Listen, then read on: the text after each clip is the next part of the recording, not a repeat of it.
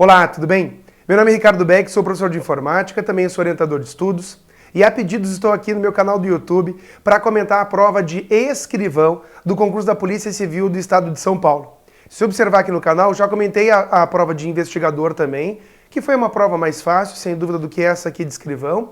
E eu quero trazer aqui os detalhes das questões até para você entender para que lado que a VUNESP está indo nesse estilo digital. Ainda tem mais provas para outros cargos aí da Polícia Civil de São Paulo e espero conseguir te ajudar. Então vamos lá? Vamos direto para as questões? Olha só, da prova de escrivão, só para registrar aqui, a primeira questão traz a respeito da área de trabalho. Só para você ter uma ideia, a primeira vez que eu comento essa questão, eu erro. Ricardo, você errou. Eu errei. Eu me basbaquei e errei. Eu falei área de transferência. Ainda bem que eu tenho alunos iluminados que dizem, Beck, você errou. Todo mundo pode errar. Só que a tristeza é que nós que estamos fazendo prova no dia, a gente não pode errar. A gente tem que ler com calma, a gente não pode deixar isso atravessado. Então veja, área de trabalho, não área de transferência. Porque a VUNESP adora cobrar área de transferência e vem cobrando demais. Mas a área de trabalho também pode cair. É um elemento presente em alguns sistemas operacionais como o Windows. Sobre essa área no Windows, é correto afirmar que ela se destina a armazenar pequenas quantidades de dados para posteriormente serem transferidas. Aí sim é a área de transferência. Então aqui a gente põe área de transferência. A área de transferência é aquela área temporária quando você usa o Ctrl+C ou o Ctrl+X, o copiar ou o recortar, para depois você colar em algum local, que é o Ctrl+V, o colar, tá? Ela pode incluir ícones de programas, pastas e até mesmo arquivos de interesse do usuário. Sim, a área de trabalho pode ter tudo isso, letra B, correta. Tem gente que acha que os atalhos só podem existir na área de trabalho, é uma grande besteira. O atalho é um arquivo e ele pode existir em qualquer lugar.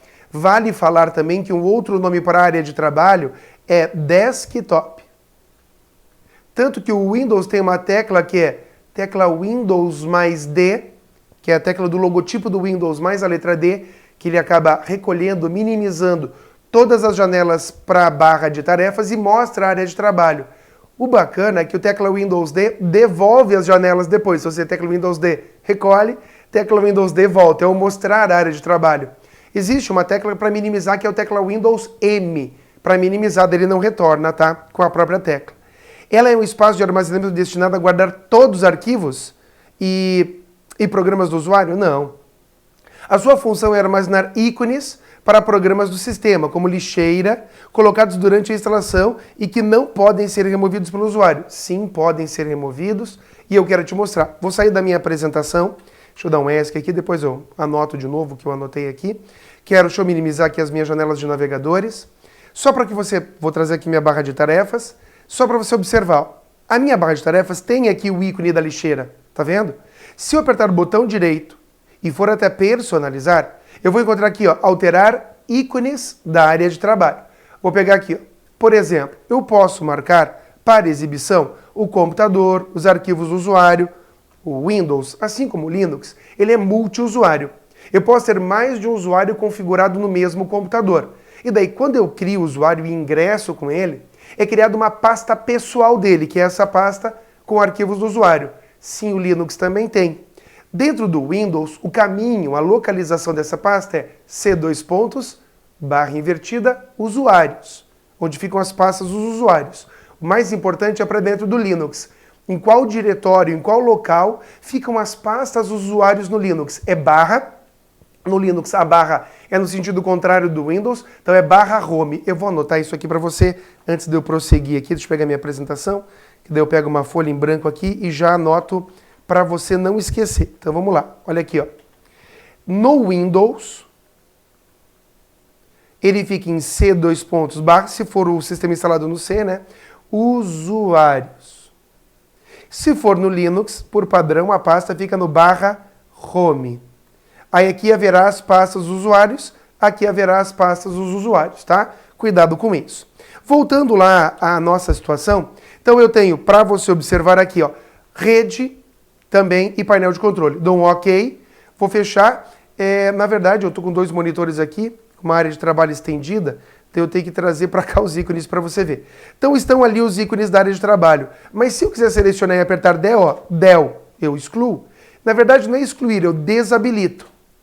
Tá? Vou deixar a lixeira aqui que eu uso bastante. Se eu der o botão direito e escolher, por exemplo, tem várias opções aqui, né? Exibir, tá vendo ali, ó? Aí eu tenho organizar os ícones, mostrar, tá vendo, ó? Mostrar ícones na área de trabalho. Eu vou desligar essa opção. Desliguei. Pronto. A minha área de trabalho não tem nenhum ícone. Botão direito, exibir, mostrar ícones na área de trabalho. Agora voltaram os ícones. Então tudo é configurável, tudo dá para configurar. Então deixa eu retomar a nossa questão aqui, que ainda é a primeira da prova de escrivão. Então, destino não aqui é a área de transferência, ela vou escrever de novo. De transferência. Tá, pode incluir, essa é a resposta certa, a letra B. É o espaço, todos os programas não. Sua função é armazenar ícones? Não, mas eu posso habilitar os ícones, desabilitar e até, se eu quiser, não mostrar nenhum ícone na minha área de trabalho. A sua única função é constituir um pano de fundo para a tela, que pode ser alterado pelo usuário. Não, o plano de fundo, ele pode ser alterado sem dúvida, ali também com aquele botão direito, personalizar. Essa é a primeira questão, área de trabalho, letra certa, letra B de bola. Próxima. Em um computador com o sistema operacional Windows, um usuário encontrou os seguintes arquivos em uma mesma pasta. O APDF, que é um arquivo PDF chamado A, o A-cópia.pdf, que é um arquivo também chamado A-cópia PDF, e um A, entre parênteses, PDF. Aqui, eu posso usar parênteses para dar nome de arquivo? Pode. As que você não pode, os símbolos são cabelo do Cebolinha, asterisco, que nem dizia minha avó, e interrogação, minha cara de pânico, 2 pontos e aspas, e o menor e maior. Esses você não pode usar. Os parênteses, eles não estão colacionados aí. Muito cuidado, então, com essa situação. Agora veja, essa questão, olha o que eu estou te dizendo. Essa questão, se você fez as últimas questões da VUNESP, é impossível que você não tenha visto essa tendência.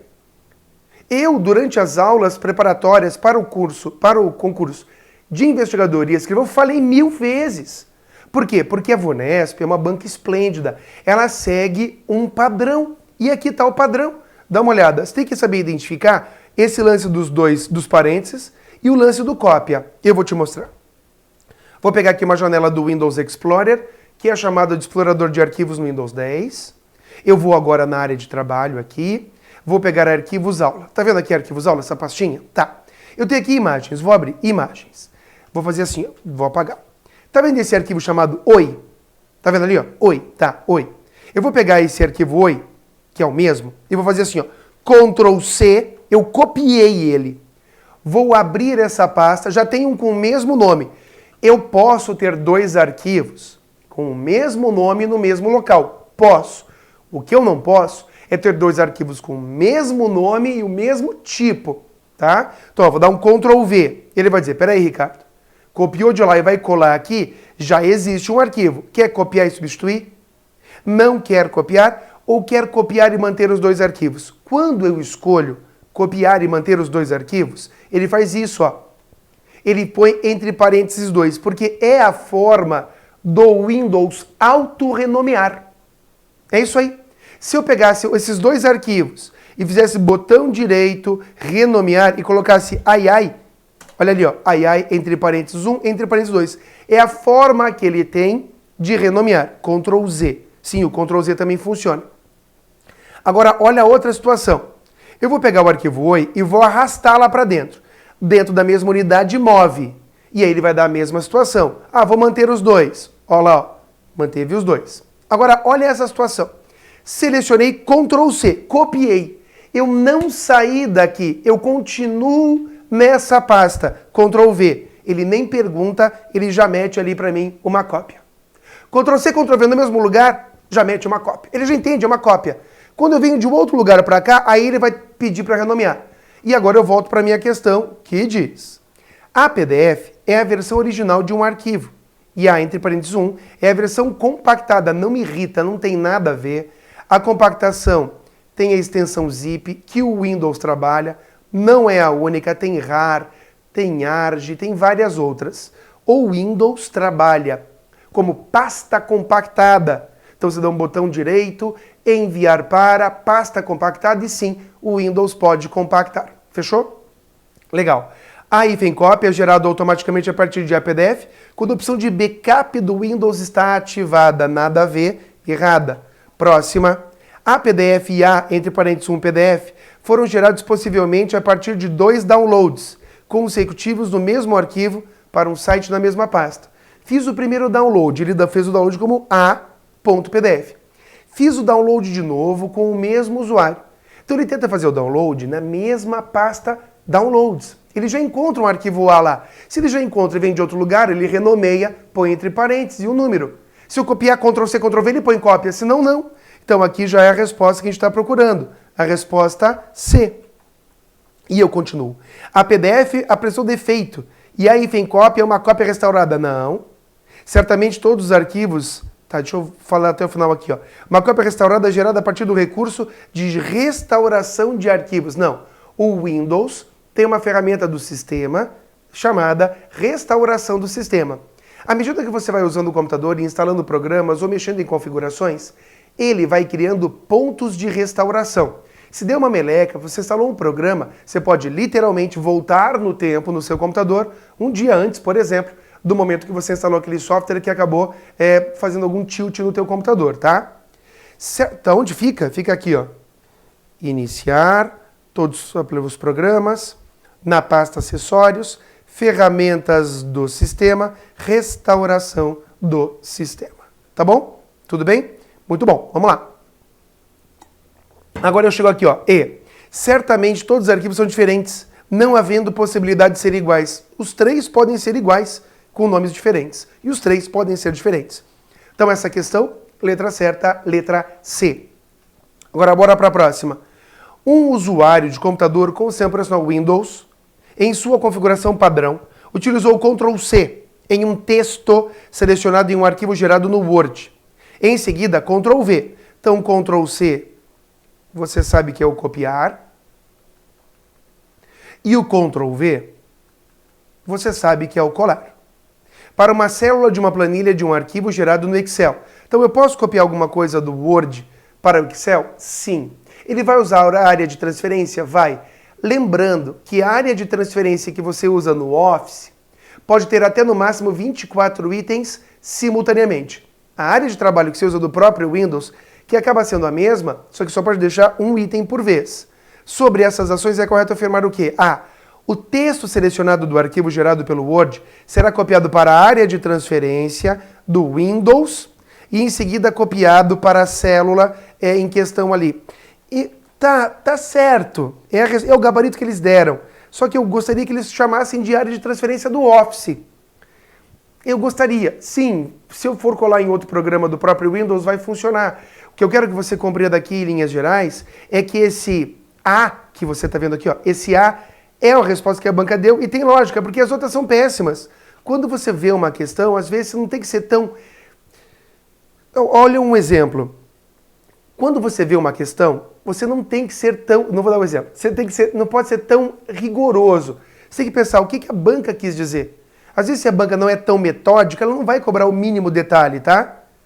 B. Elas gerarão uma mensagem de erro, pois tais ações podem ser executadas apenas em arquivos gerados pelo mesmo programa, ou seja, do Word para o Word. Não, você pode copiar entre os programas, tá? Elas gerarão uma mensagem de erro, pois a transferência de informações para planilhas do Excel exige Alt Ctrl V. E aqui é feita a, digamos assim, pista máxima. Tá errada a questão. Alt Ctrl V ou Ctrl Alt V, essa combinação de teclas é do colar especial. Dentro do Word, do Excel, por exemplo.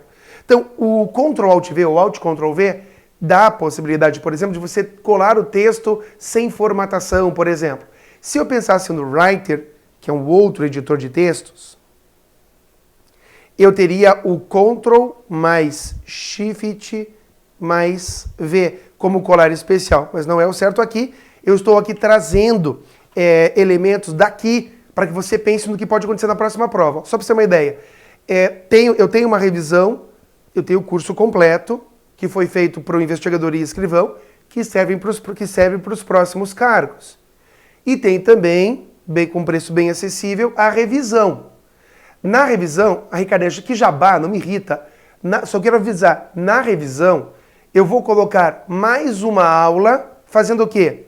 Eu estou deixando aberto aqui no YouTube o comentário de investigador e de escrivão, mas eu vou trazer na minha revisão, só para quem tem a revisão ou para quem tem o curso completo, porque o curso completo tem a revisão, uma análise, que nem eu estou fazendo aqui, ó. Puxa, colar especial é uma saída que pode aparecer. Então eu vou fazer uma análise para o que pode, melhor estilo de fecha o olho e vê a última aula no que pode cair nas próximas provas aí da Polícia Civil de São Paulo, para os próximos cargos, tá? Então já me perguntaram, puxa, a revisão é igual? Ela é igual, só que ela tem esse módulo A+, usando essas questões que foram feitas como norte, como base, para ver qual é a tendência da banca, tá?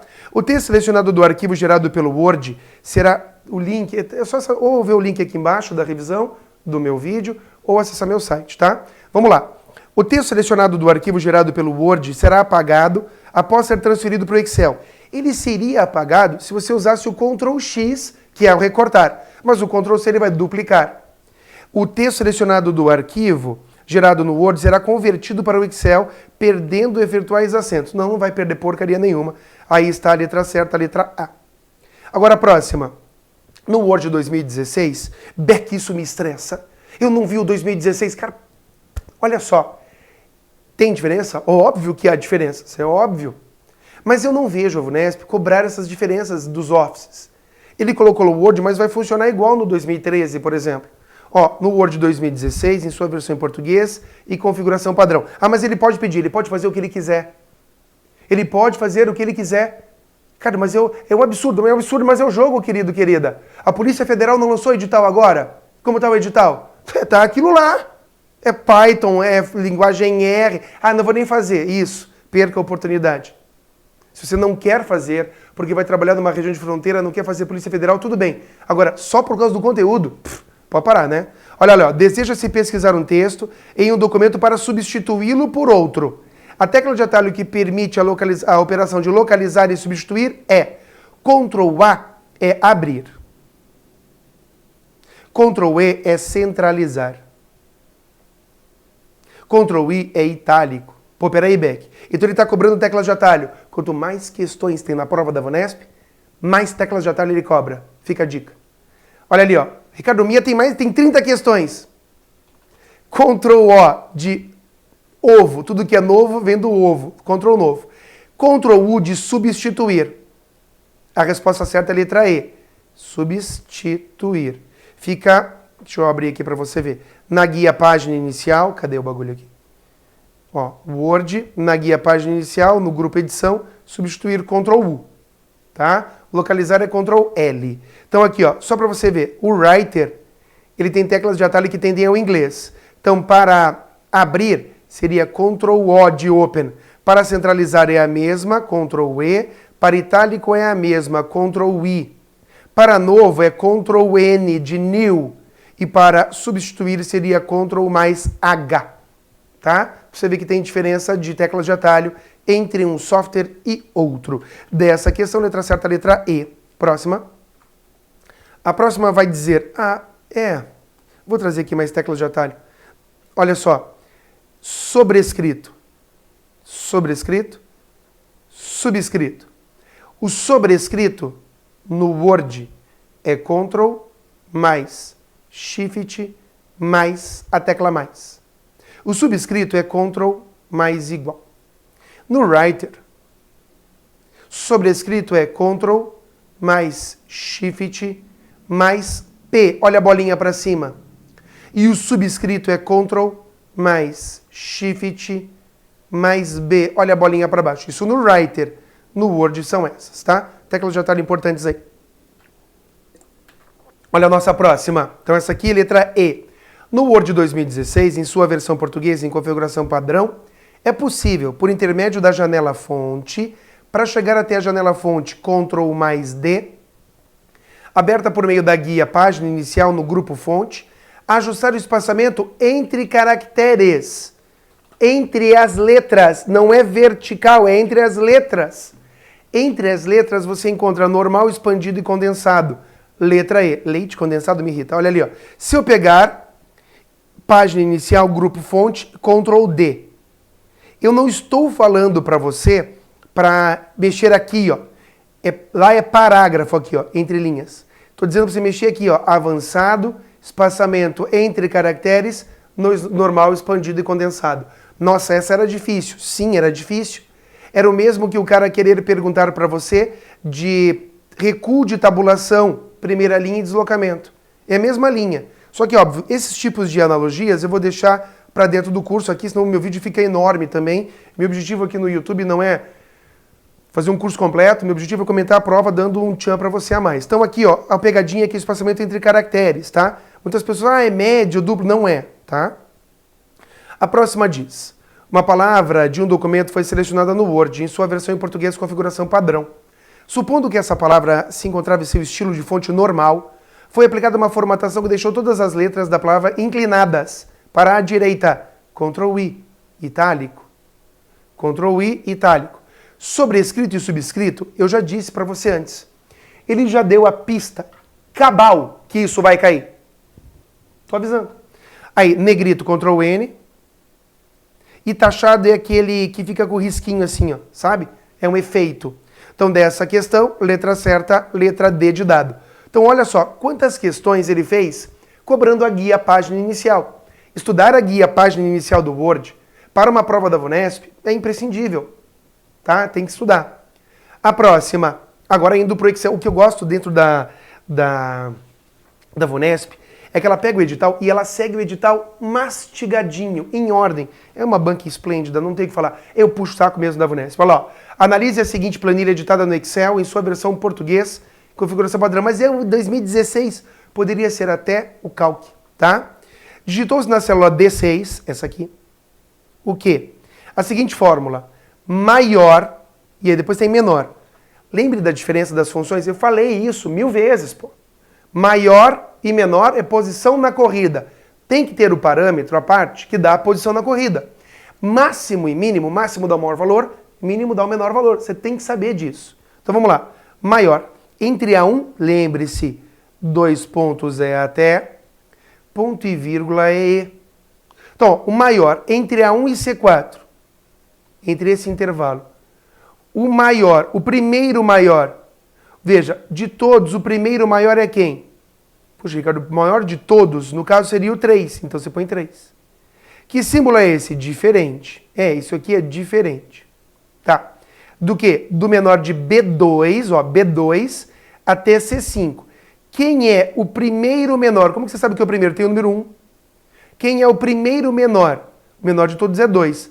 3 é diferente de 2? A pergunta é, 3 é diferente de 2? Verdadeiro ou falso? Verdadeiro. A resposta é B. Verdadeiro. Ah, porque quando você está no Excel, deixa eu abrir o Excel para você ver. Quando você está no Excel, querido, olha aqui. Vou aumentar o zoom. Você acaba colocando aqui, ó, igual a 2 igual a 2, verdadeiro. Igual a 3 igual a 2, falso. Ele vai responder para você. Então aqui dá verdadeiro, letra B. E aí ele segue com aquela... Cara, meu santo pai. As flexões dessas questões eu só vou dar só no meu curso, só na revisão. Porque eu já dei no curso completo, eu não aguento mais falar. É sempre a mesma coisa, ó. Analise a planilha a seguir editada no Excel, em sua versão em português, configuração padrão. Ainda na célula C5, foi digitada a fórmula. Conta quantos são números. Quantos são números? Tá? Data é número, lembra? Hora é número, tem valor numérico, dá para calcular. Telefone celular e CEP não conta. Veja lá, entre A1 e B4.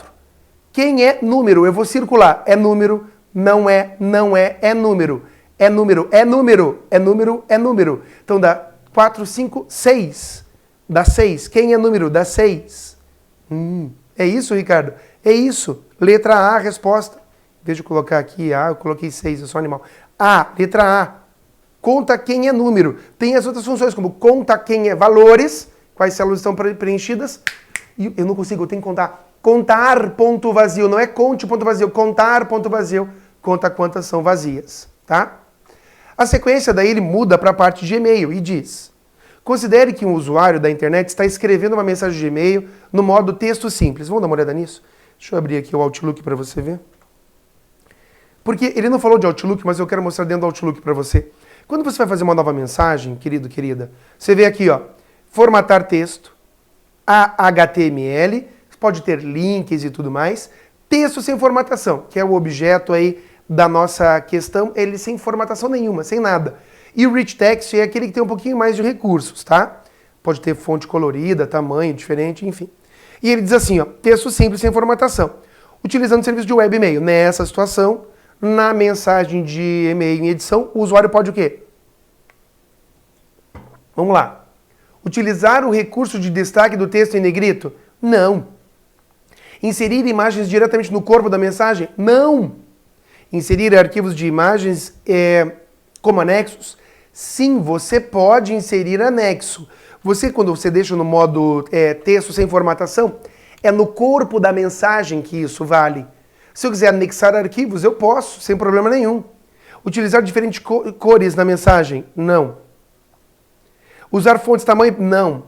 Tá? Então você tem aqui, dessa questão, letra certa, letra C. A próxima vai trazer. Considere que o e-mail está sendo preparado para o envio. Para que este e-mail seja enviado pelo sistema de e-mail da internet, é obrigatório que exista o quê? Pelo menos uma palavra no campo assunto? Não. Se você quiser mandar o campo assunto em branco, pode mandar. Ele vai dizer, olha, vai mandar mensagem sem assunto? Vou. Tá bom, pronto. Pelo menos um destinatário no para, ou no com cópia oculta. Veja, pelo menos um deles não é em cada, é ou no campo para, ou, tá? Ou, meu querido, minha querida, ou. Então, letra B. Tem que ter um endereço, né? Um destinatário no campo para, diferente do... Não precisa. Pode ser o e-mail para você mesmo. Quem nunca mandou um e-mail para você, para si mesmo, né? Que nem diz o outro. Pelo menos uma letra no corpo do texto. Pode ir sem nada no texto. Um destinatário no campo para e que esteja cadastrando na sua lista de contatos. Nada a ver. As questões de e-mail tradicionalmente são fáceis. Tradicionalmente. Mas elas podem ser difíceis? Podem. Pode ter questões de busca mais pesadas? Pode, claro. Só que eu estou te mostrando aqui que não veio tão difícil, veio tranquilo.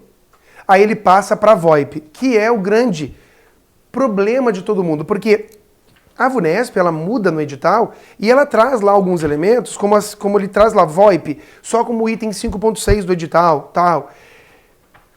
No passado, gastava-se muito dinheiro com telefonia.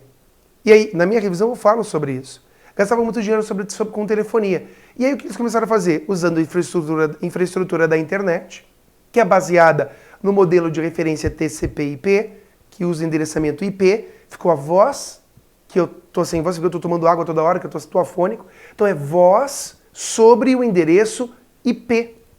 Voice over IP. E aí, claro, você tem telefone que faz ligação assim.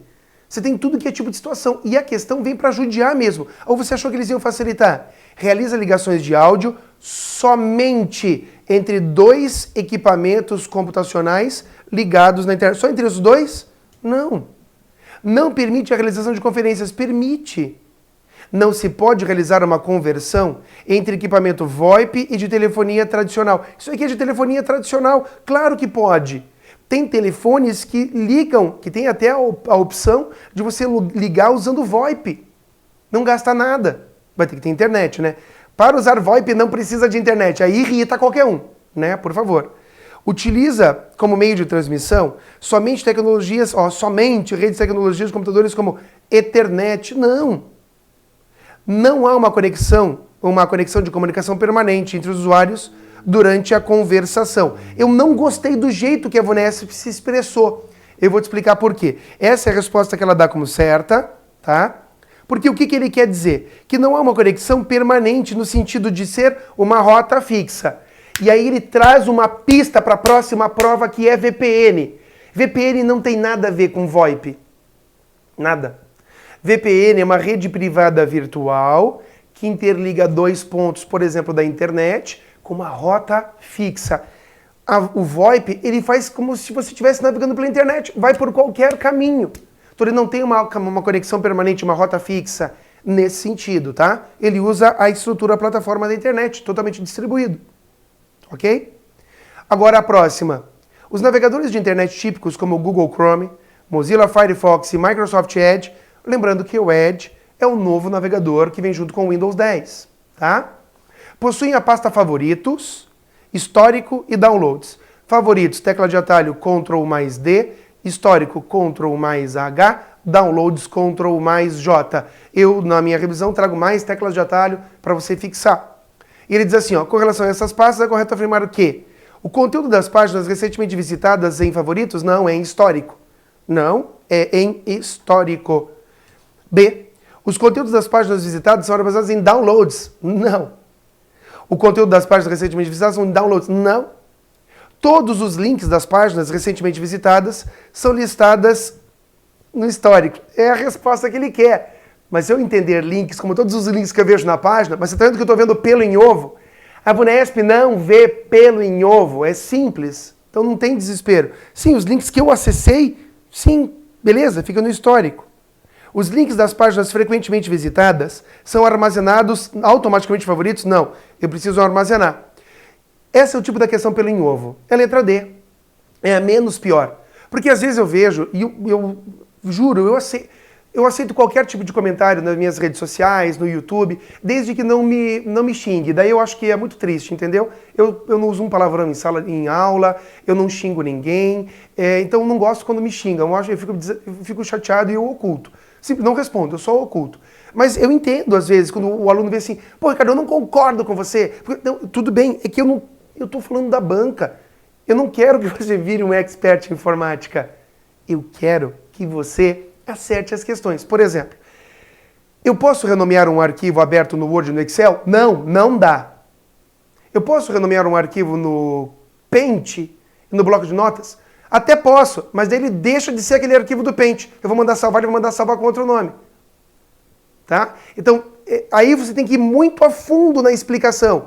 E minha explicação não precisa ser a fundo. Quanto mais profundo eu for, para você que não mexe com informática, mais você erra nas questões. Eu fiz aquele curso de 1000 aulas, decorei todas. Cheguei na prova e vi um monte de erros na prova. Não é tua função ver erro em prova.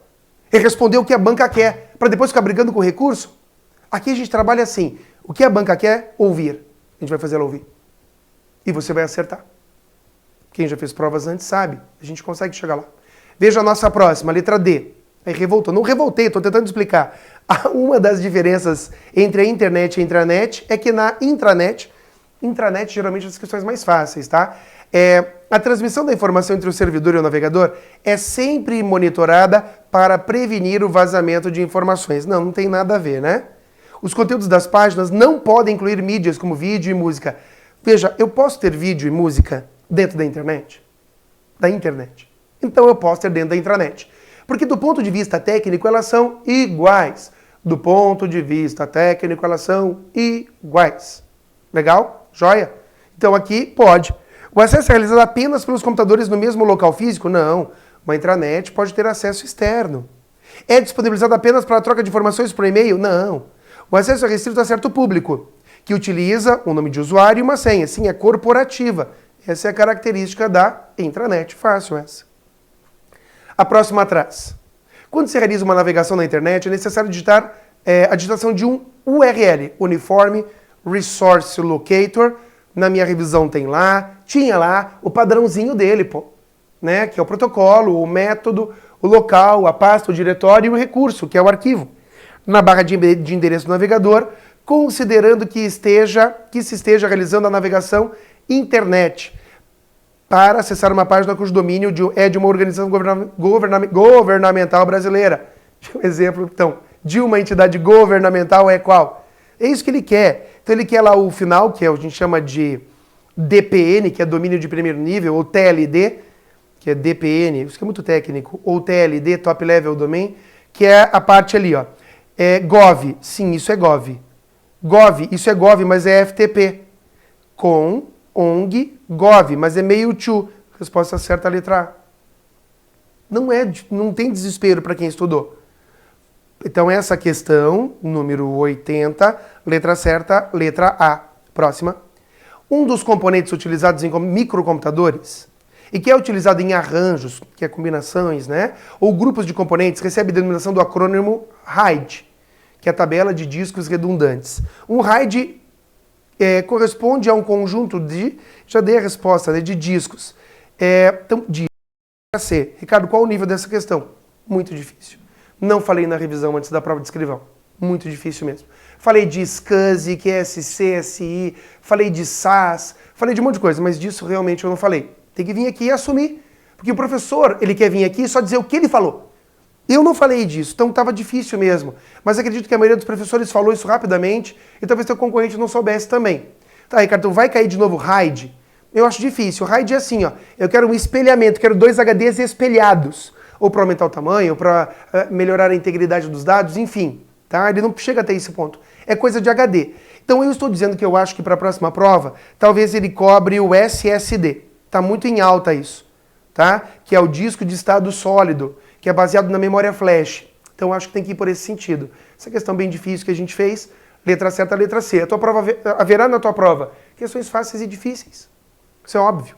Aí depois aqui, ó, o tipo de impressora na qual uma cabeça de impressão constituída por pequenas agulhas que pressionam uma fita de tinta é conhecida como impressora, falei bastante na aula do curso, que era matricial. Tem jato de tinta, tem térmica, tem de sublimação, bolha de tinta, que é bubble, né, que ele fala em inglês. Margarida. Margarida é um disco, assim, que ela vai girando e batendo, assim, também de impacto.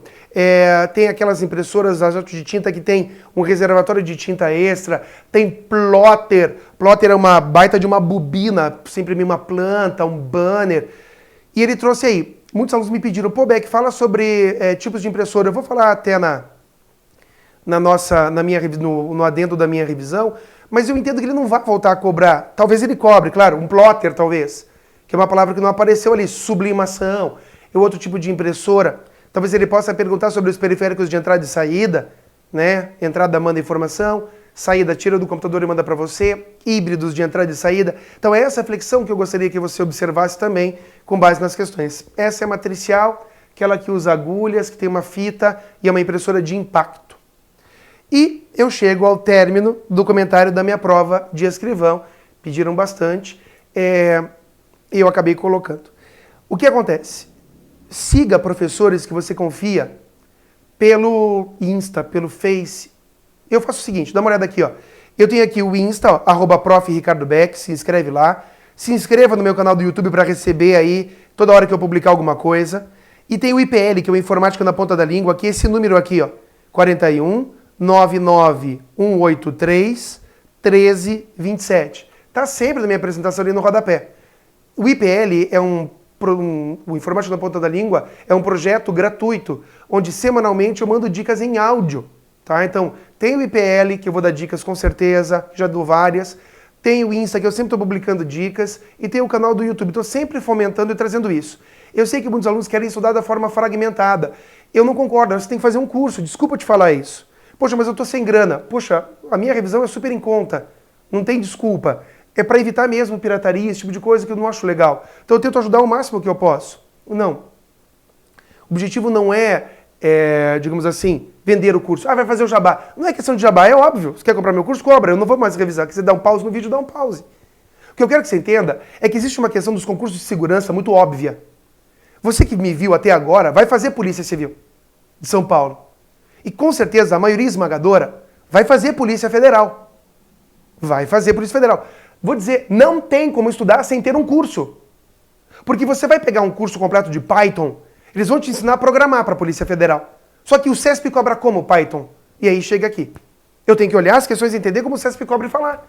Então, ao invés de assistir 200 aulas de Python, você vai assistir 2, 3 e vai resolver. Não tem outro caminho. E aí você, mas e depois da Polícia Federal? Haverá Polícia Rodoviária Federal, já está anunciado lá para o segundo semestre. Pô, tá na esteira perfeita para não parar de estudar um segundo. Para garantir, plantar sementes. Planta agora na Polícia Civil de São Paulo, nesses próximos cargos. Planta na Polícia Federal e planta na Polícia Rodoviária Federal. Pô, e um deles vai ter que passar, Só que você tem que acreditar, tem que fazer curso. Quer links para os meus cursos, da Polícia Federal, da minha revisão? Tá tudo aqui embaixo, vou deixar tudo prontinho para você. Minha equipe, claro, está sempre à tua disposição. Pode ser pelo IPL, pode ser por e-mail, no contato @prof. Ricardo Beck, a tirar qualquer tipo de dúvida. Você percebeu que eu deixo tudo o que eu tenho de anúncios do meu site para o final do vídeo? Eu não fico enrolando você lá no início do vídeo. Porque eu sei que às vezes você quer só o conteúdo. Meu objetivo é um só, que você passe. Faz 21 anos ou mais de 21 anos que eu faço isso da minha vida. Quem me conhece, quem já é meu aluno, sabe que eu sou sério no que eu faço. E o meu objetivo é o teu sucesso. tá bom? Então, um grande abraço para você, bons estudos e eu te vejo nas minhas aulas. Até mais!